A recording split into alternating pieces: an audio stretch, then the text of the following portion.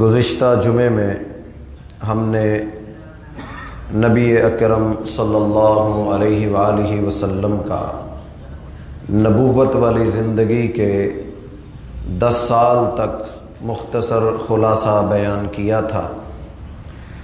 اسلام کا آغاز، پھر اس کے بعد ہجرت حبشہ،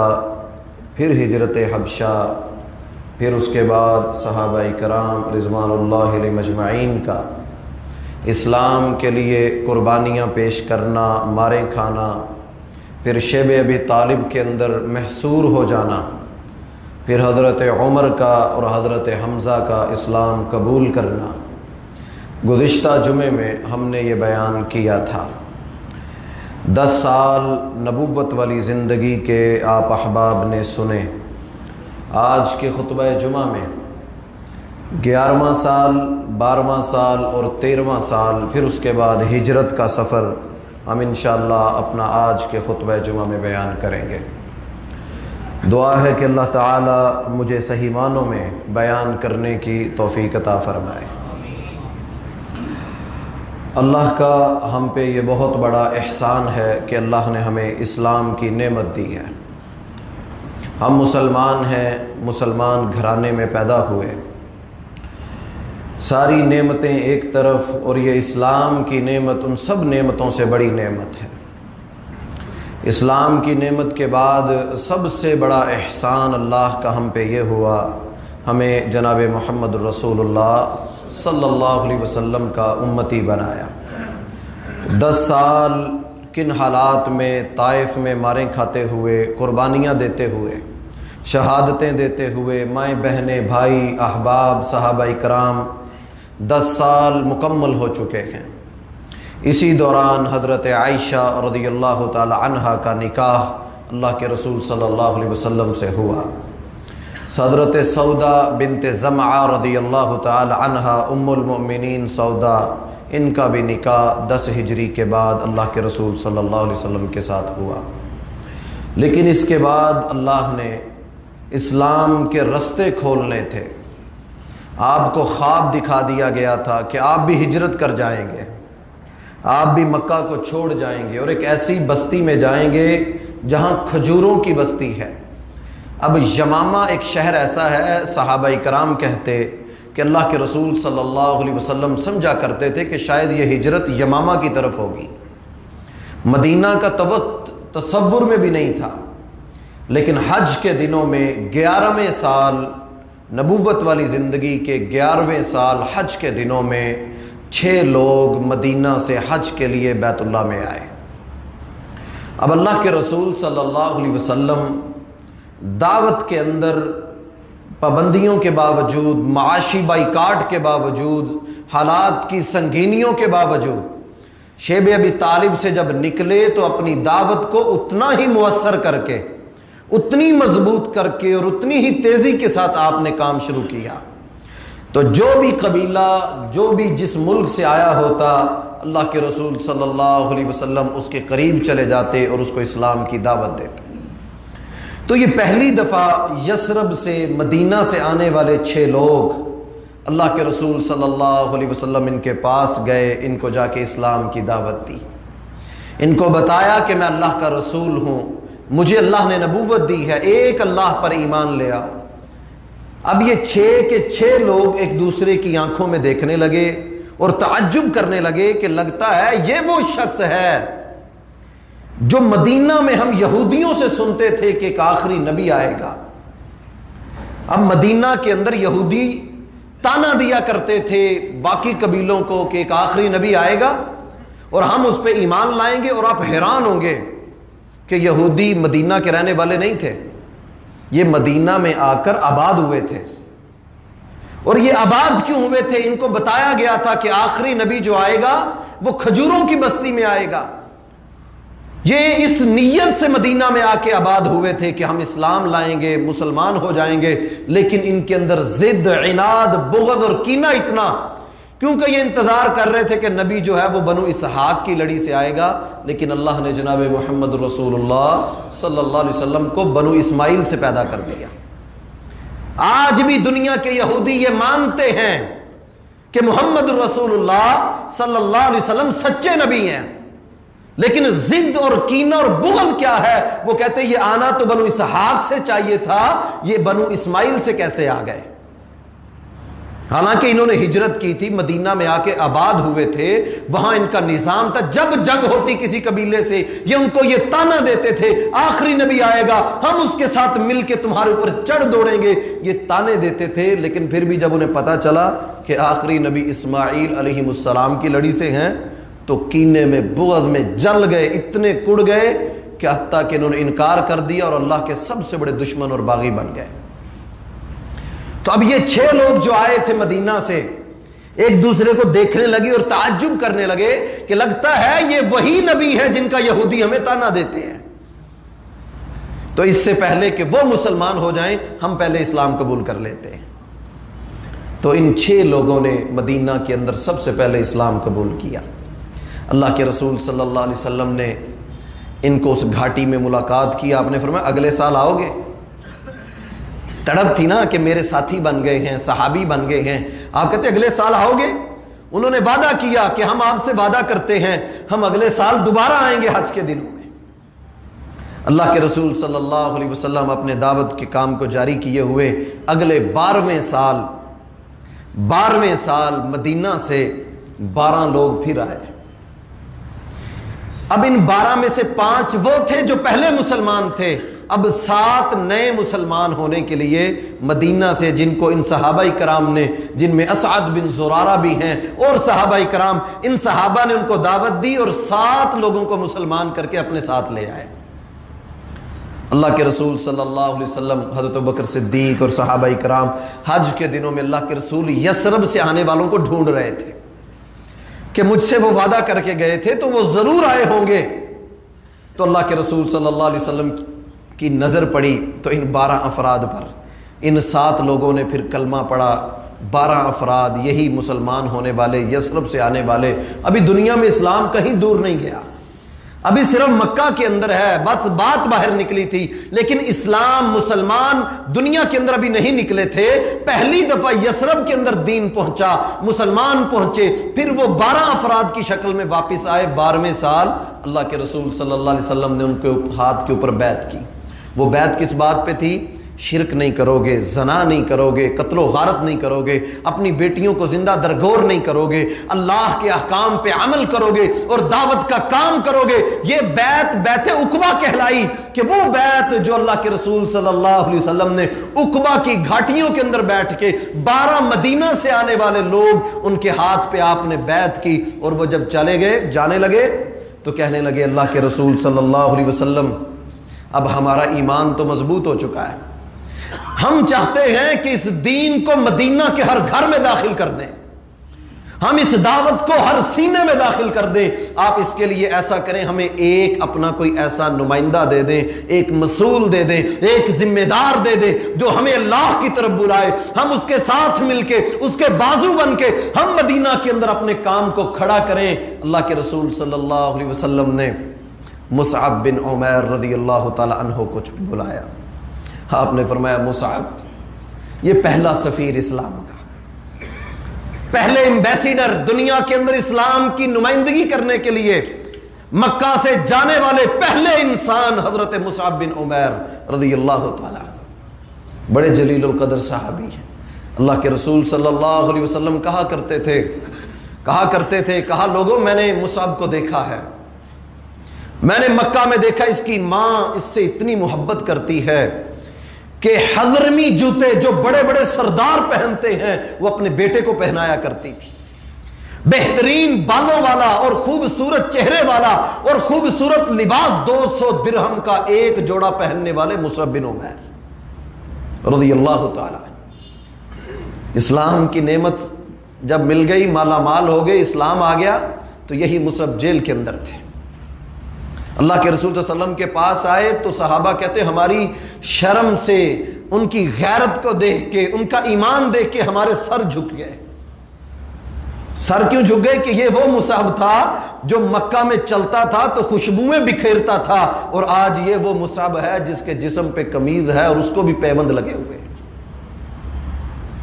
آپ نے انتخاب کیا، کہا مصعب تمہیں یہ ذمہ داری دیتا ہوں کہ مکہ سے جاؤ اور مدینہ میں جا کے دعوت کا کام کرو۔ تو 12ویں سال حضرت مصعب بن عمیر رضی اللہ تعالی عنہ مدینہ میں گئے۔ لیکن دیکھیں کام، جنہوں نے کام کرنا ہوتا ہے، جن کے اندر تڑپ ہوتی ہے، وہ اپنی زندگی ضائع نہیں کرتے چوکوں میں، چوراہوں میں، گلیوں میں، بازاروں میں، دنیا کی فضولیات میں، ایسی خواہشیں جن کا کوئی مقصد نہیں۔ اب مصعب بن عمیر رضی اللہ تعالیٰ عنہ مکہ سے مدینہ گئے، 1 سال کے اندر کتنے لوگوں کو مسلمان کیا؟ 1 سال کے اندر 72 افراد کو کلمہ پڑھا کے دوبارہ مکہ کے اندر لے آئے۔ 72 افراد، 2 خواتین اس میں شامل ہیں۔ اب وہاں بھی ایک بڑا عجیب مرحلہ تھا۔ اللہ کے رسول صلی اللہ علیہ وسلم نے جب دعوت کے لیے بھیجا تو اب مکہ میں ماحول اور تھا، مدینہ میں حالات اور تھے۔ اب مدینہ کے لوگ، اب یہ ذرا بیسک بنیاد سمجھیے گا، مکہ کے لوگ تھے مالدار، تاجر آدمی تھے، تجارت کرنے کے عادی تھے۔ یہاں سے مال اٹھایا یمن لے گئے، مکہ سے مال اٹھایا شام میں لے گئے، منڈیوں کو جانتے تھے۔ اور مدینہ کے جو لوگ تھے وہ زراعت کرنے والے تھے، زراعت کا پیشہ تھا ان کا، کسان تھے، مزدوری کرنے والے۔ اب دونوں کی طبیعتیں، مزاج میں بہت فرق تھا، اور آج بھی مکہ کے جو لوگ ہیں ان کی طبیعتیں، ان کے مزاج اور ہیں، مدینہ کے لوگوں کا اور مزاج ہے۔ اب دیکھیں مشکل حالات، مدینہ میں کوئی ایسا راستہ نہیں ہے، مزدور، کسان، اب دعوت کے راستے کیسے اللہ کھولتا ہے؟ حضرت مصعب بن عمیر نے دعوت دی، قبیلے کے سرداروں کو پتہ چل گیا کہ یہاں ایک لڑکا آیا ہے اور یہ اس طرح کی باتیں کرتا ہے۔ اسید بن حضیر رضی اللہ تعالی عنہ قبیلے کے سردار تھے، ہاتھ میں تلوار پکڑی، غصے میں حضرت مصعب بن عمیر کو شہید کرنے کے لیے نکل آئے۔ کہا تو کہاں سے آیا ہے؟ کہا مکہ سے آیا ہوں۔ یہ تو کیا بہکی بہکی باتیں کرتے ہو؟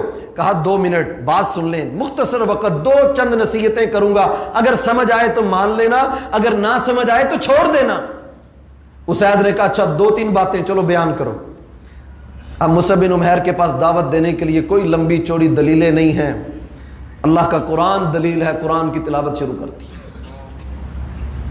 قرآن کی تلاوت شروع کر دی۔ وہ قرآن سن رہے ہیں، اسید بن حضیر جو نکالنے کے لیے آئے تھے مصعب کو مدینہ سے، کہنے لگے او مصعب بس، جو یہ تو کلام پڑھ رہا ہے، جس پہ یہ نازل ہوا ہے، میں اس پر ایمان لے کے آتا ہوں، میں بھی اس کے اوپر ایمان لے کے آتا ہوں۔ کہا رک جاؤ، مجھے سعد نے بھیجا تھا۔ اب سعد بھی قبیلے کے سردار، کہا مجھے سعد نے بھیجا تھا اس لڑکے کو مدینہ سے نکالو، تو ذرا رکو یہاں، میں سعد کو کہتا ہوں کہ میری وہ بات نہیں۔ دیکھیں کیسے تدبیریں کرتے تھے کہ میرا بھائی، میرا دوست، میرا ساتھی وہ جہنم میں نہ چلا جائے۔ کہا سعد میرا سردار ساتھی، میرے قبیلے کی شان ہے، کہتے اس کے اندر بھی بڑی خیر موجود، اگر وہ اکیلا مسلمان ہو گیا اس مدینہ کے اندر، پھر مدینہ میں تمہاری کوئی مخالفت کرنے والا نہیں ہوگا۔ مصعب بن عمیر کہتے ہیں جاؤ اس کو بھی بلا لو۔ کہا یہاں بیٹھنا۔ اب اسید گئے واپس سعد رضی اللہ تعالیٰ عنہ کے پاس۔ کہا سعد میں نے تو اس کو سمجھایا لیکن وہ بات نہیں آ رہا، تم جا کے اس کو سمجھاؤ، تم جا کے اس کو سمجھاؤ، شاید اس کو تمہاری سمجھ آ جائے۔ اب حضرت سعد آئے دوڑے دوڑے، ہاتھ میں تلوار پکڑی ہوئی کہ میں نے مصعب کو یہاں سے نکالنا ہے۔ مصعب رضی اللہ تعالیٰ نے وہی بات دہرائی کہ میری 2 نصیحتیں سن لو، اگر سمجھ آئی تو مان لینا، نہ سمجھ آئی تو انکار کر دینا۔ سعد نے کہا چلو سناؤ۔ قرآن پڑھنا شروع کر دیا۔ حضرت سعد اسلام قبول کر لیا، اپنے قبیلے کے پاس گئے، اپنے قبیلے کے پاس گئے اور جا کے کہا میں کون ہوں؟ کہا تم ہمارے سردار ہو۔ کہا مجھے جانتے ہو نا میں کون ہوں، میری بات کی اہمیت کہاں مانتے ہیں؟ تو پھر میں آج سے یہ اعلان کرتا ہوں کہ میں نے محمد رسول اللہ صلی اللہ علیہ وسلم کا کلمہ پڑھا ہے، اب تم بھی سارے کلمہ پڑھو۔ پورا قبیلہ شام کے وقت مسلمان ہو چکا تھا۔ یہ وہ سعد ہیں جن کی وفات پہ اللہ کا عرش ہل گیا تھا۔ آپ نے فرمایا تھا یہ وہ سعد ہے جس کے جنازے میں 70,000 فرشتے شامل ہوئے تھے۔ یہ وہ سعد ہے کہ جس کا جنازہ پڑھاتے ہوئے اللہ کے رسول صلی اللہ علیہ وسلم نے کہا تھا، کہا میرے صحابہ یہ قبر جو ہے، یہ قبر اندھیری جگہ، اس کی تیاری کر کے آنا، یہ تمہارا ساتھی سعد ہے جس کی وفات پہ اللہ کا عرش حرکت میں آیا، جس کی وفات پہ، جس کے جنازے میں 70,000 فرشتے شامل ہوئے۔ فرمایا یہ وہ سعد ہے، اگر قبر کے دبانے سے کوئی بچتا تو میرا سعد بچتا، اس کی تیاری کر کے آنا۔ یہ تربیت کی صحابہ کرام کی۔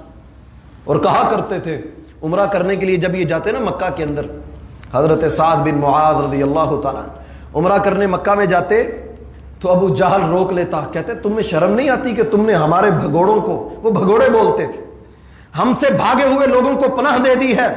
تو سعد کہتے تھے آج تو یہ بات کر دی ہے، دوبارہ کبھی یہ نام نہ لینا، جس رستے سے تمہاری تجارت ہوتی ہے اللہ کی قسم میں سعد اپنے قبیلوں کو ملا کے تمہاری اس تجارتی شاہراہوں کو بند کر دوں گا اگر تم نے محمد الرسول اللہ صلی اللہ علیہ وسلم کے بارے میں کوئی الفاظ نکالے۔ اتنی جرت والا یہ شخص مسلمان ہو گئے، اور ہجرت سے قبل 13ویں سال یہ آخری بیعت عقبہ، جس کو بڑے مشہور ہے سیرت کے اندر بیعت عقبہ ثانیہ کہا جاتا ہے، اللہ کے رسول صلی اللہ علیہ وسلم، یہ سیرت ہے اللہ کے رسول کی، ہجرت کیسے ہوئی، کس طرح ماحول بنا۔ اب یہاں اللہ کے رسول صلی اللہ علیہ وسلم اور مصعب بن عمیر رات کی تاریکی میں 72 افراد جو مسلمان ہوئے مصعب بن عمیر کی دعوت پہ مدینہ سے مکہ میں آئے، حج کے دن رات کے وقت ملاقات طے تھی، حضرت عباس رضی اللہ تعالیٰ عنہ اور اللہ کے رسول دونوں مل کے گئے اور جا کے ان 72 افراد کی بیعت کی، اسلام قبول کیا۔ صحابی کہتے ہیں اسد بن زرارہ رضی اللہ تعالیٰ عنہ کہتے ہیں اللہ کے رسول صلی اللہ علیہ وسلم جب چل کے آ رہے تھے تو ہم نے دور سے دیکھا تو ہمارے ساتھ جو تھے نا جنہوں نے اللہ کے رسول کو دیکھا نہیں تھا، اسلام پہلے مکہ مدینہ میں گیا، اسلام والا پہلے مدینہ میں نہیں گیا، اللہ کے رسول مدینہ میں نہیں گئے، لیکن یہ مدینہ والے جب مکہ میں آئے بیعت عقبہ کے لیے، حج کے دنوں میں بیعت کرنے کے لیے، اور آپس میں مشورہ کر رہے ہیں، آپس میں مشورہ کر رہے ہیں کہ کب تک ہمارے نبی مکہ کے اندر ان کے ظلم کو، ان کی تکلیفوں کو، ان کی اذیتوں کو صحابہ کرام سہتے رہیں گے۔ آج ہم اللہ کے رسول کو کہیں گے کہ اللہ کے رسول آپ یہاں کو چھوڑیں، مکہ کو چھوڑیں، آپ ہمارے ساتھ مدینہ میں چلیں۔ اللہ کے رسول صلی اللہ علیہ وسلم نے ان کی بات کو سنا، حضرت عباس نے بھی ان کی بات کو سنا۔ اب یہ رشتہ دار تھے، کہنے لگے او مدینہ سے آنے والوں، تمہارے جذبات، تمہاری کیفیات ہم سمجھتے ہیں، لیکن یہ معمولی مسئلہ نہیں ہے کہ اللہ کے رسول کو اپنے ساتھ لے کے جانا۔ سمجھتے ہو اس بات کا مطلب کیا ہے؟ تمہیں اپنے بڑے بڑے سردار قتل کروانا پڑیں گے، یہاں تو محمد کا خاندان ہے، قریشی ہیں، ہاشمی ہیں، ہم مل کے اس کا دفاع کرتے ہیں مکہ کے اندر۔ تم مدینہ والے کیا اتنی تمہارے اندر حیثیت ہے کہ یہ شخص اگر ہم تمہیں دے دیں، اپنے رشتہ دار کو تمہارے حوالے کر دیں، تو کیا تمہارے خاندانوں میں، تمہارے قبیلوں میں، تمہارے نظاموں میں یہ قوت ہے کہ تم اس شخص کو سنبھال سکو؟ اسد بن زرارہ کھڑے ہوئے، کیا یہ شخص تھا نوجوان، اللہ کی قسم غیرت والا، کھڑا ہوا کہنے لگا اللہ کے رسول صلی اللہ علیہ وسلم بیعت کس چیز پہ کرنی ہے؟ آپ ہمیں بتائیں بیعت کس چیز پہ کرنی ہے؟ آپ نے فرمایا بیعت اس چیز پہ کرنی ہے، تنگی میں ہو آسانی میں ہو ہر حال میں میری اطاعت کرو گے، جو میں کہوں گا جس مرضی حالت میں ہو اللہ کے رسول کا حکم آ جائے، پھر تم اپنی خواہشیں نہیں دیکھو گے، اپنے معاملات نہیں دیکھو گے، اللہ کے رسول کا حکم آئے، تنگی میں ہو آسانی میں ہو، تم میں محمد صلی اللہ علیہ وسلم کی اطاعت کرو گے۔ کہا اللہ کے رسول اور کس چیز پہ بیعت کریں؟ آپ نے فرمایا تنگی میں ہو آسانی میں ہو اپنا مال خرچ کرو گے، اس دین اسلام کی آبیاری کے لیے، دفاع اسلام کے لیے، اسلام کو بچانے کے لیے، صحابہ کرام کو دنیا میں اللہ کے دین کو غلبے کے لیے تم جس مرضی حالت میں ہوئے، لیکن جب میں محمد صلی اللہ علیہ وسلم تم سے اسلام کی آبیاری کے لیے جب بھی مال مانگوں، تم جس مرضی حالت میں ہوئے اپنے مال پیش کرو گے، اس کے اوپر بیعت کرو۔ مسند احمد کی حدیث سنا رہا ہوں، سیرت النبی کا حصہ ہے، وہ بیعت جو اللہ کے رسول کے ساتھ مدینہ سے آنے والوں نے کی، اللہ کی قسم ایمان تازہ کرتی ہے۔ آپ نے پوچھا اور کس چیز پہ بیعت؟ اللہ کے رسول صلی اللہ علیہ وسلم نے فرمایا کہ تم جس طرح اپنے بچوں کا دفاع کرتے ہو اسی طرح میں محمد صلی اللہ علیہ وسلم کا تم دفاع کرو گے، جس طرح اپنے گھر کا دفاع کرتے ہو اسی طرح اللہ کے رسول کے دین کا دفاع کرو گے، جس طرح اپنے بچوں کے دفاع کے لیے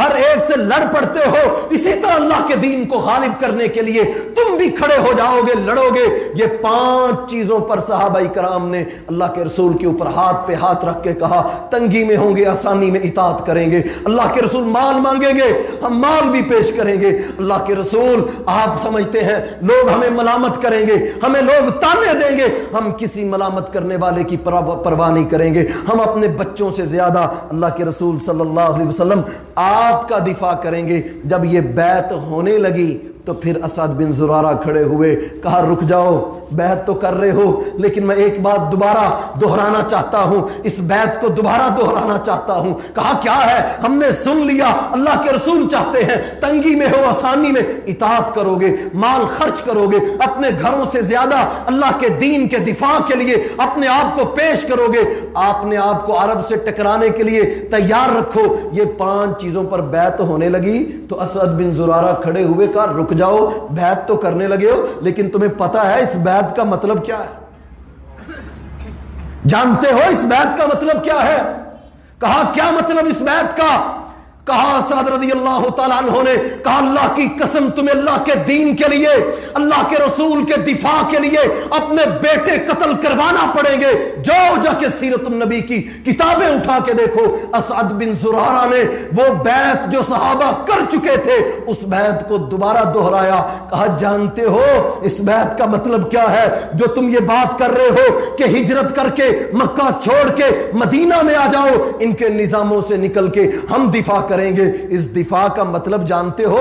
تمہیں پورے عرب سے ٹکرانا پڑے گا، جزیرت العرب کے سارے دشمن تمہارے خلاف متحد ہو کے آئیں گے۔ کیا ہی ہے تمہارے اندر یہ ہمت کہ تم یہ احساس دلایا کہ اللہ کے رسول کو مکہ سے مدینہ میں لے جانے کا مطلب کیا ہے؟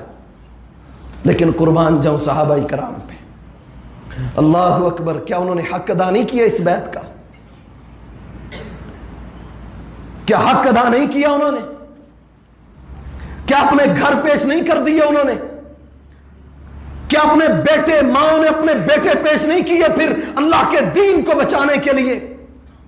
بدر میں نہتے تھے، احد میں بھی آگے، خندق، خیبر میں، یرموک میں، تبوک میں، قادسیہ کے میدانوں میں۔ یہ اللہ کی قسم وہ بیعت تھی جو صحابہ کرام نے 13ویں سال، نبوت کے 13ویں سال، بیعت عقبہ کے اندر، عقبہ والی جگہ کے اوپر صحابہ کرام نے اللہ کے رسول کے ہاتھ پہ رات کے وقت کی تھی۔ اب یہاں صحابہ کرام اور اللہ کے رسول دین اسلام کو بچانے کی باتیں کر رہے ہیں، اس کا دفاع کیسے کرنا ہے، ہم نے دفاع کیا، ہم نے اپنے آپ کو مضبوط، یہاں یہ باتیں، اب یہ بات مکہ کے کافروں کو پتہ چل گئی، نمائندے موجود ہوتے ہیں، جاسوس موجود ہوتے ہیں۔ اب یہ خبر اطلاع مل گئی مکہ کے چودھریوں کو، سرداروں کو، کہ اللہ کے رسول صلی اللہ علیہ وسلم نے اپنے صحابہ کو ہجرت کا حکم دے دیا ہے۔ ابھی اللہ کے رسول کے بارے میں فیصلہ نہیں ہوا، صحابہ کو حکم ہو گیا ہجرت کر جاؤ۔ اب کوئی ہجرت کا مطلب کیا تھا؟ ہجرت کا مطلب یہ نہیں ہے کہ یہاں سے اٹھو وہاں چلے جاؤ۔ ہجرت ایک تربیت تھی صحابہ کرام کی، ہجرت ایک مشن تھا، ہجرت ایک اللہ کے رسول صلی اللہ، یہ ہجری کیلنڈر کیوں ہم کہتے ہیں کہ ہمارا عیسوی نہیں ہجری کیلنڈر ہے، اس کی وجہ اور سبب یہ ہے کہ مسلمانوں ہجری سال، ہجرت کا آغاز، ہجرت ایک مشن تھا جو اللہ کے رسول صلی اللہ علیہ وسلم کے دور میں یہ ہجرت ہوئی، اس کا آغاز ہوا، یہ قربانی ہے۔ ہجرت قربانیوں کا نام تھا۔ کیسے صحابہ کرام نے اپنے بچے چھوڑ دیے، اپنے مال چھوڑ دیے، اپنی دکانیں چھوڑ دی اللہ کے دین کو بچانے کے لیے، اپنے ایمان کو بچانے کے لیے۔ اللہ نے ان حالات میں سورہ انفال کو اتارا، ان حالات میں سورہ انفال کو اتارا کہ جب آزمائشیں آتی ہیں، جب مشکلیں آتی ہیں، گھبرانا نہیں، یہ اللہ کے دین کے لیے ہیں۔ اور صحابہ کرام کہا کرتے تھے پھر جب ہم نے اللہ کے دین کو پسند کر لیا، ہم نے اسلام قبول کر لیا، پھر یاریاں ہماری ختم ہو گئیں، دوستیاں ختم ہو گئیں، اب ہمارے تعلق جڑتے تھے تو اللہ کے لیے، دوستیاں ہوتی تھیں تو اللہ کے لیے، دشمنیاں ہوتی تو ایک اللہ کے لیے ہوا کرتی تھیں۔ کہتے اب تو ہمارے مزاج بدل گئے، ہماری تربیت اللہ کے رسول نے ایسے کر دی کہ ہجرت کا سن کے صرف چند ایک صحابہ، باقی سارے مکہ چھوڑ کے مدینہ چلے گئے، ہجرت کر گئے۔ اب اللہ کے رسول صلی اللہ علیہ وسلم کو ابھی حکم نہیں ہوا ہجرت کا، کیونکہ نبی جو ہے وہ اپنی مرضی سے ہجرت نہیں کرتے، اللہ کا حکم آتا ہے۔ اللہ کے رسول صلی اللہ علیہ وسلم مکہ کے اندر ہیں، ابو بکر کہنے لگے اللہ کے رسول مجھے حکم ہے ہجرت کا، آپ نے فرمایا ابو بکر ذرا رک جاؤ، ہو سکتا ہے اللہ مجھے بھی ہجرت کا حکم دے دے۔ لیکن مکہ کے کافروں کو یہ بات پتہ چل گئی کہ مسلمان پلاننگ کر چکے، حکمت عملی اپنا چکے، کیونکہ مکہ کے کافر ہر صورت ایمان ان کا چھیننا چاہتے تھے، کسی بھی طرح وہ ہر حد تک جانے کو تیار تھے۔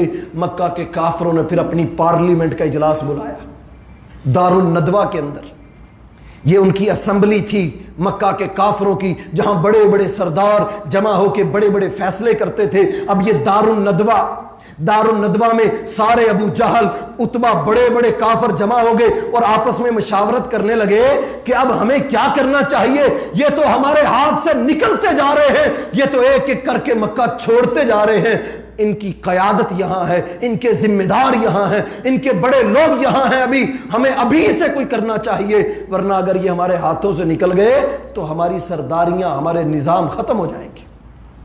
اب دار الندوہ میں اجلاس شروع ہوا۔ اب شیطان ابلیس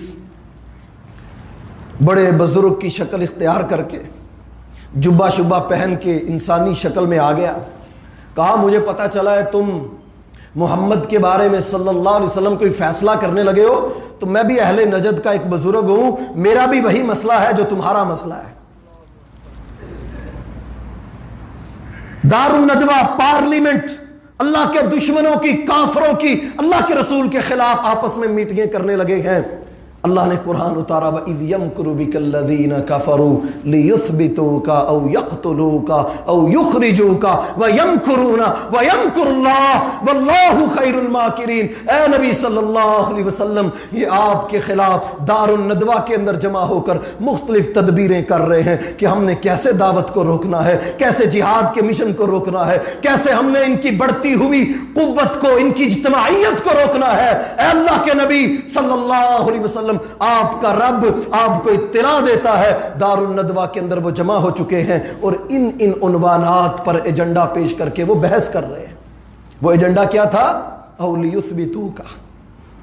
وہ ایک بدبخت کھڑا ہوا کہنے لگا ایسا کرتے ہیں کہ محمد رسول اللہ صلی اللہ علیہ وسلم کو ہم قید میں ڈال دیتے ہیں، زنجیروں میں، بیڑیوں میں جکڑتے ہیں اور قید میں ڈال دیتے ہیں، اور ایسی قید اور ایسی کوٹھڑی جہاں نہ پانی ملے گا نہ کھانا ملے گا، تڑپ تڑپ کر یہ جان دے دے گا۔ شیطان کھڑا ہوا۔ اب شیطان انسانی شکل میں، ابلیس وہاں موجود تھا، وہ کہنے لگا ہاں تم بڑا مشورہ دیتے ہو، تمہیں نہیں پتا اس کے جانثار کیسے ہیں۔ ابھی تو اس نے اپنے جہاد کا حکم مکہ میں نازل نہیں ہوا تھا کہ اس نے اپنے صحابہ کا ہاتھ روکا ہوا ہے، یہ آگے سے دفاع نہیں کرتے، مقابلہ نہیں کرتے، رکے ہوئے ہیں، ان کے نبی نے ان کو روکا ہے، اور جب ان کا نبی ان کو روکے ہوئے ہیں تو یہ رکے ہوئے ہیں۔ اگر تم ان کے نبی کو قید میں ڈالو گے تو یہ اپنی جان پہ کھیل کے بھی اس کو آزاد کروا کے لے جائے گی۔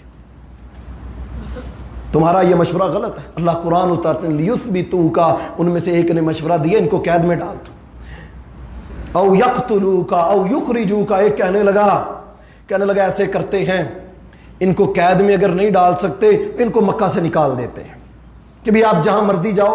اب مکہ چونکہ منڈی تھی، پوری دنیا کا لوگ آدمی منڈیوں میں، اس بازاروں میں آتے تھے تجارت کے لیے بھی، حج عمرے کے لیے بھی، تو وہ سمجھتے تھے کہ یہ مرکز، جزیرت العرب کا مرکز، بیت اللہ، اللہ کا گھر، یہاں پوری دنیا سے لوگ آتے ہیں اور یہ ہمارے مرکز میں بیٹھ کے ہر ایک کو دعوت دیتا ہے، تو اس لیے اس کو ہم اپنے اس مرکز سے نکال دیتے ہیں۔ شیطان کھڑا ہوا کہنے لگا بے وقوفو کیا باتیں کر رہے ہو، تمہیں نہیں پتا یہ جس جگہ بھی بیٹھے گا یہ ہے امت، اور یہ جذبہ اللہ کی قسم سیرت النبی سے ہمارے اندر آنا چاہیے کہ یہ جس جگہ بیٹھے گا، تم مکہ سے نکال دو، یہ جس جگہ بھی بیٹھے گا یہ اسی جگہ بیٹھ کے اپنی دعوت کو پیش کرے گا، تو لوگ مکہ کو چھوڑ کے اسی کے پاس جایا کریں گے۔ یہ شیطان کہہ رہا ہے کہ تم غلط مشورے دیتے ہو، اس کی زبان میں اتنی تاثیر ہے کہ لوگ اس کی بات کو سننے کے لیے، یہ باہر کھڑا ہو جائے گا، کسی اور شہر میں چلا گیا تو وہاں بیٹھ کے اپنی قوت جمع کرے گا، لوگوں کو جمع کرے گا، اس دعوت پہ، اس منہج پہ اس امت کو کھڑا کر کے تم سے دوبارہ تمہارا مکہ چھین لے گا۔ یہ تمہاری سرداریاں، چودراہٹیں، یہ فیصلے، یہ نظام، یہ بیت اللہ کی خدمتیں، یہ سب کچھ شیطان مشورہ دے رہا ہے دارالندوہ کے اندر۔ ابو جہل کھڑا ہوا، وہ کہنے لگا او لیقتلوکا، ایسے کرتے ہیں نعوذ باللہ من ذالک کہ ہم ہر قبیلے سے ایک ایک بندہ لیتے ہیں اور نبی صلی اللہ علیہ وسلم کے گھر کے اوپر حملہ کر دیتے ہیں، او لیقتل، قتل کر دیتے ہیں۔ وَيَمْكُرُونَ وَيَمْكُرُ اللَّهُ، اللہ کہتے ہیں یہ زمین پہ بیٹھ کے میرے نبی کو روکنے کی پوری پلاننگیں کر رہے تھے۔ اے نبی صلی اللہ علیہ وسلم، ہم تمہیں یہ اطلاع دیتے ہیں، آپ بھی اب مکہ کو چھوڑ دیں۔ دوپہر کا وقت، ابو بکر صدیق کہتے ہیں رضی اللہ تعالی عنہ، اللہ کے رسول کبھی میرے گھر دوپہر کے وقت نہیں آئے، دوڑے دوڑے سر پہ آپ نے چادر امامہ وغیرہ لیا ہوا، دوڑے ہوئے میرے گھر میں داخل ہوئے، کہنے لگے ابو بکر گھر میں کوئی غیر بندہ تو نہیں؟ کہا نہیں اللہ کے رسول، عائشہ ہیں، اسماء ہیں، ام رومان ہیں، باہر کا کوئی بندہ نہیں، سیف جگہ ہے، آپ بات کریں۔ فرمایا ابو بکر اللہ نے مجھے ہجرت کا حکم دے دیا۔ اللہ کے رسول صلی اللہ علیہ وسلم، میں نے 2 سواریاں تیار کی ہیں۔ کیا جواب تھا؟ اللہ کے رسول میں نے 2 سواریاں بھی تیار کر لی ہیں، میں نے زادِ راہ بھی تیار کر، یعنی تڑپ کتنی ابو بکر صدیق کے اندر۔ سیدہ عائشہ کہتی ہیں رضی اللہ تعالی عنہا، کہتی میں نے آج تک اپنی زندگی میں کسی کو خوشی میں روتا ہوا نہیں دیکھا۔ جب میرے ابا کا نام لیا نا اللہ کے رسول نے، ابو بکر تم میرے ساتھ جاؤ گے، ابو بکر صدیق کی آنکھوں سے آنسو جاری ہو گئے۔ کہتی خوشی سے روتے ہوئے میں نے اپنے والد کو دیکھا تھا کہ اللہ کے رسول نے میرا ابو بکر کا نام لیا۔ کہا اللہ کے رسول میں تیار ہوں، سواریاں تیار ہیں، زادیرہ تیار ہے۔ حضرت کتنی قربانیاں ابو بکر صدیق کی، اللہ کی قسم، دین اسلام کے لیے۔ بیٹیاں بھی تیاری کر رہی ہیں، ماں ان کی بیٹیوں کی وہ بھی تیاری کر رہی ہے۔ میرا شوہر جانتی نہیں تھی کیا ہوگا ان کے ساتھ، مستقل گھر چھوڑنے تھے، عارضی گھر نہیں۔ کس کو علم تھا دوبارہ مکہ میں آئیں گے؟ کسی کو علم نہیں تھا اللہ کی قسم کہ دوبارہ اس شہر میں آ سکیں گے کہ نہیں۔ اللہ کے دین کے لیے، اسلام کے لیے مستقل طور پہ یہاں سے جانا تھا، سب کچھ چھوڑ کے جانا تھا۔ اپنی بیوی کو تھوڑا سا خرچہ دیا، سارا مال اٹھایا، سواری پہ لادا۔ اللہ کے رسول نے حضرت علی کو بلایا، کہا علی دیکھو یہ مکہ کے سردار، ان کی امانتیں، ان کے زیورات، ان کے مال روپیہ میرے پاس ہے، اگر میں یہ لے کے چلا گیا ان کو دیا نا تو یہ کہیں گے کہ کیسا نبی تھا مسلمانوں کا جو امانتیں بھی نہیں لٹا کے گیا۔ علی میں تجھے یہ کہتا ہوں، یہ ساری امانتیں لوگوں کی لٹا کے ان کے پھر تم بھی میرے پیچھے چلے آنا۔ علی رضی اللہ تعالیٰ عنہ کہتے ہیں رات کا وقت اللہ کے رسول کے بستر پہ، کیا نصیب حضرت علی کے کہ تجھے بستر ملا جناب محمد رسول اللہ صلی اللہ علیہ وسلم کا۔ حضرت علی کہتے ہیں میں نے چادر اوڑھی، لیٹ گیا، پھر مجھے نہیں علم میں کہاں سویا۔ حالانکہ اس کا مطلب جانتے ہیں اب کیا ہے؟ کہ اس بستر پہ سونے کا مطلب کہ پتہ بھی تھا، علم تھا کہ اس گھر پہ حملہ ہونے والا ہے۔ جانتے تھے کہ اللہ کے دشمن قتل کی نیت سے میں نے چادر اوپر لی ہوئی بغیر دیکھے حملہ کر سکتے ہیں، لیکن اللہ کے رسول کا حکم، اطاعت، فرما برداری، پھر اپنی خواہش کہاں ان کے اندر، پھر اپنی بات کہاں ان کے اندر۔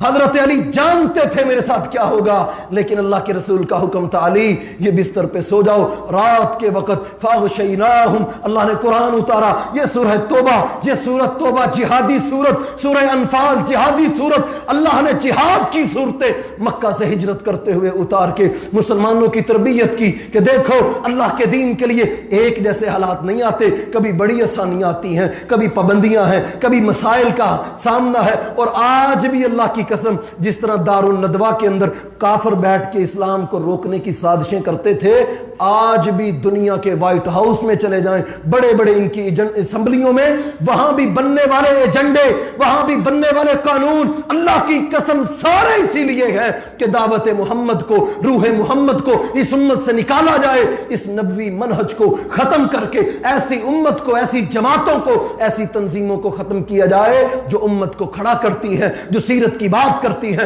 معاشی پابندیاں، معاشی بائیکاٹ، وہی صورتحال جو 1400 سال پہلے اللہ کے رسول کے خلاف 13ویں سال کے اندر مکہ کے کافر بنا رہے تھے۔ پھر ایک نے اعلان کر دیا کہا کہ جو اللہ کے رسول کو زندہ یا مردہ، نعوذ باللہ من ذالک کہ زندہ یا مردہ لائے گا ہم اس کو 100 سرخ اونٹ تحفے میں دیں گے۔ حضرت سراقہ بن مالک کا واقعہ آپ نے سنا ہے، وہ قریب آتے گئے، لیکن محترم بھائیو یہ ہجرت کا آغاز ہوا ان حالات میں کہ جن حالات کے اندر سختیاں، دنیا کی سب سے بڑی دہشت گردی اللہ کے رسول صلی اللہ علیہ وسلم کے گھر کے اوپر حملہ کرنا، کسی کے گھر پہ اٹیک کرنا، پھر ان کو اس طرح گھر سے نکالنا۔ آپ مکہ سے باہر نکلے تو رونے لگ گئے۔ آپ نے مکہ کو دیکھا، مکہ جہاں 40 سال گزرے، 13 سال نبوت کی زندگی کے، 53 سال زندگی کے گزرے، اپنا خاندان موجود ہے، بچپن یہاں گزرا، ماں باپ یہاں کے تھے، اپنا شہر بیت اللہ کا گھر یہاں تھا، تب کہاں سے اس کی جدائی برداشت ہونی تھی؟ جب آپ مکہ سے نکلنے لگے آنکھوں سے آنسو ہے۔ آپ نے کہا اے مکہ میں تجھے چھوڑنا نہیں چاہتا تھا، میں تجھ سے دور نہیں جانا چاہتا تھا، یہاں کے رہنے والوں نے مجھے یہاں سے نکلنے پہ مجبور کر دیا، لیکن اللہ کے رسول صلی اللہ علیہ وسلم اپنے صحابی کو، اپنے ساتھی ابو بکر صدیق کو لے کے غار ثور میں چلے گئے۔ وہ غار ثور جہاں آج بھی ہمارے حاجی عمرہ کرنے والے جاتے ہیں، یہ وہ غار ثور جہاں اللہ کے رسول صلی اللہ علیہ وسلم نے ہجرت کرتے ہوئے اپنے آپ کو چھپایا، اپنے آپ کو وہاں لے گئے اور مکہ کے کافر ڈھونڈنے لگے۔ صبح گھر پہ حملہ کیا، پتہ چلا یہاں تو علی ہیں، ابو جہل دوڑا ابو بکر کے گھر، ان کو پتہ تھا کہ اللہ کے رسول کا ایک ہی جانثار ساتھی ابو بکر یہاں نہیں تو ان کے گھر ہوں گے، فوراً دوڑا، دروازے پہ دستک دی، حضرت اسماء رضی اللہ تعالی عنہا دروازے پہ آئیں۔ ابو جہل نے پوچھا کہاں ہے تیرا باپ؟ کہا مجھے نہیں علم، کہا بتاؤ ورنہ ماروں گا۔ سیدہ کو تھپڑ مارا اور ان کی کان کی بالی نیچے۔ اللہ کی قسم بیٹیوں نے مار کھائی، اللہ کے رسول اپنی زبان نہیں کھولی۔ یہ ہے وفاداریاں۔ وَإِبْرَاهِيمَ الَّذِي وَفَّى، اللہ کہتے ہیں ہمارا ابراہیم وفادار تھا، ہمارے جتنے نبی ہم نے بھیجے، جتنے ان کے پیروکار بھیجے، وہ سارے اللہ کے ساتھ وفادار، اپنے دین کے ساتھ مخلص تھے، اسلام سے مخلص تھے۔ سیدہ اسماء کہتی ہیں ابو جہل نے تھپڑ مارا، میری کان سے بالی اتر کے زمین پہ گر گئی اور مجھے مارنے لگا کہ بتا تیرا باپ کہاں ہے، اور میں ان کو ہر بار یہی کہتی کہ میرے علم میں نہیں ہے، میں نہیں جانتی، مجھے علم نہیں ہے میرے والد کہاں ہے۔ بہرحال یہ دونوں ساتھی غار ثور میں گئے، اللہ تعالیٰ نے مدد، حضرت ابوبکر صدیق کہتے ہیں اللہ کے رسول یہ ڈھونڈتے ڈھونڈتے ہماری غار کے دہانے پر آ گئے، اب کیا بنے گا؟ اللہ کہتے لا تحزن ان اللہ معنا، تم اکیلے نہیں ہو، آج بھی جو اللہ کے دین کے لیے قربانیاں دینے والے، اپنے آپ کو پیش کرنے والے، اور سیرت النبی ربیع الاول کا بہت بڑا پیغام اللہ کی قسم وہ یہی ہے کہ اللہ کے رسول کے مشن کو تھاما جائے، آپ کی دعوت کو تھاما جائے۔ کس طرح آپ نے قربانیاں پیش کر کر کے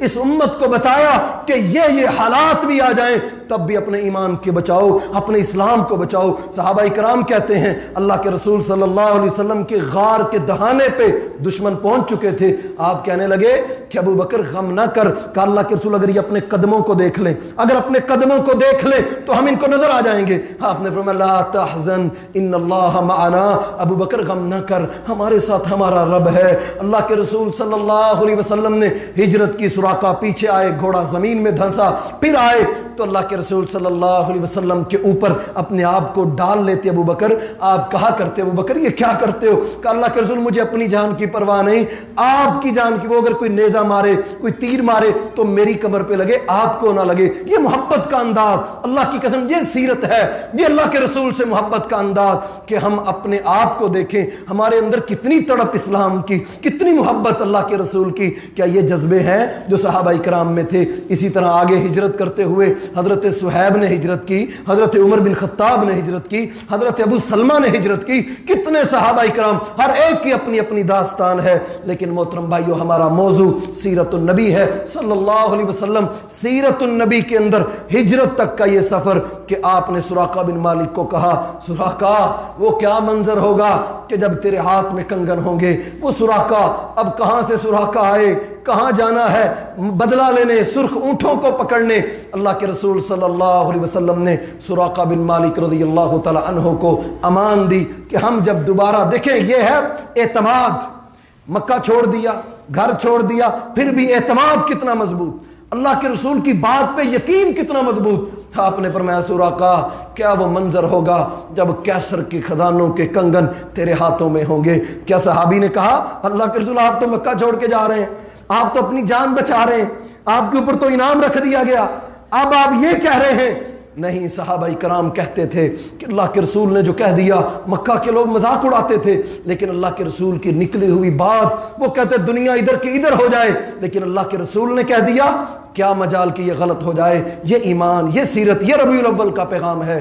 تو انشاءاللہ زندگی رہی تو ہم اس سے آگے ہجرت کے بعد بہت اہم مسائل جہاں سے عبادات کا آغاز، اللہ نے مسلمانوں پہ عبادت کو فرض کیا، مسجد نبوی کی تعمیر ہوئی، پھر وہی کفر اور اسلام کا مارکا، بدر کا، احد کا، ہم انشاءاللہ کوشش کریں گے مختصر وقت کے اندر آپ کو سیرت کے حوالے سے چند وہ باتیں جو بہت اہم، جو ہم سب کو علم ہونا چاہیے، وہ آپ کے سامنے رکھیں۔ بہرحال آج کے 3 سال نبوت والی زندگی کے میں نے بیان کیے کہ وہ مدینہ سے آنے والے 6 لوگ، پھر جب وہ گئے تو پھر 12 آئے، 12 جب گئے تو مصعب بن عمیر کے ساتھ 72 افراد اور 2 خواتین اسلام قبول کر کے پھر ان کا ادھر بیعت کرنا، پھر مکہ کے کافروں کا دار الندوہ کے اندر اپنا اجلاس بلا کے اسلام کے خلاف ایک متفقہ طور پر ایجنڈا پیش کر کے، بل پیش کر کے ایک بات کو مقرر کر کے اللہ کے رسول پہ گھر پہ حملہ کرنا اور وہاں سے اللہ تعالیٰ کا بچا کے ہجرت کے رستے پہ لے کے جانا۔ یہاں تک ہم نے آج کے خطبہ جمعہ میں بات کی ہے۔ زندگی رہی تو انشاءاللہ اگلے خطبہ جمعہ میں ہم اس سے آگے کیا حالات تھے مسلمانوں کے، کیا فیصلے کیے گئے، کن کن حالات سے صحابہ کرام گزرے، زندگی رہی تو انشاءاللہ بیان کریں گے۔ دعا ہے اللہ تعالیٰ مجھے بھی اور آپ احباب کو سیرت النبی صلی اللہ علیہ وسلم کا مطالعہ کر کے اپنی اصلاح کرنے کی توفیق عطا فرمائے۔ وآخر دعوانا ان الحمد للہ رب العالمین۔